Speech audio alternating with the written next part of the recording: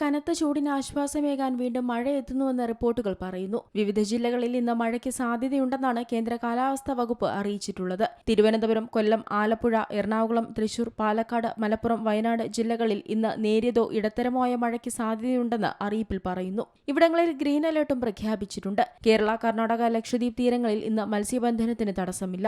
വരണ്ട കാലാവസ്ഥ തുടരുന്നതിനാൽ വായുവിൽ ഈർപ്പത്തിന്റെ അളവ് കുറയുകയും പകൽ സമയങ്ങളിൽ ഉഷ്ണതരംഗത്തിന് സമാനമായ സാഹചര്യവുമാണ് നിലവിൽ അനുഭവപ്പെടുന്നത്. മഴ സാധ്യതയുണ്ടെങ്കിലും പകൽ സമയം ചൂടും കൂടാൻ സാധ്യതയുണ്ട്. അതിനാൽ ജനങ്ങൾ ജാഗ്രത പാലിക്കണമെന്നും അധികൃതർ അറിയിച്ചു. അതേസമയം സംസ്ഥാനത്ത് വീണ്ടും കൊടുംചൂടും വരൾച്ചയും ശക്തമാകുമെന്ന് മുന്നറിയിപ്പിൽ പറയുന്നു. മിക്ക ജില്ലകളിലും സാധാരണ താപനിലയേക്കാൾ 2 മുതൽ 3 ഡിഗ്രി സെൽഷ്യസ് വരെ കൂടുതലാണ് നിലവിൽ. സംസ്ഥാന ദുരന്ത നിവാരണ അതോറിറ്റി പൊതുജനങ്ങൾക്കായി ജാഗ്രതാ നിർദ്ദേശങ്ങൾ പുറപ്പെടുവിച്ചിട്ടുണ്ട്. ദാഹമില്ലെങ്കിലും വെള്ളം കുടിക്കുന്നത് തുടരണമെന്നും നിർജ്ജലീകരണം ഉണ്ടാക്കുന്ന മദ്യം, കാപ്പി, ചായ, കാർബണേറ്റഡ് സോഫ്റ്റ് ഡ്രിങ്കുകൾ തുടങ്ങിയ പാനീയങ്ങൾ പകൽ സമയത്ത് ഒഴിവാക്കണമെന്നും നിർദ്ദേശത്തിൽ പറയുന്നു.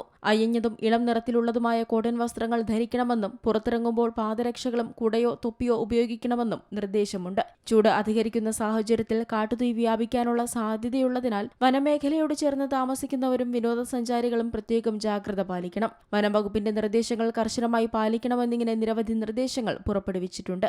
News desk Zee Malayalam news. ഏറ്റവും പുതിയ വാർത്തകളും വിശേഷങ്ങളും വിരൽത്തുമ്പിലറിയാൻ സീ മലയാളം ന്യൂസ് എല്ലാ ഡിജിറ്റൽ പ്ലാറ്റ്ഫോമുകളിലും ലഭ്യം.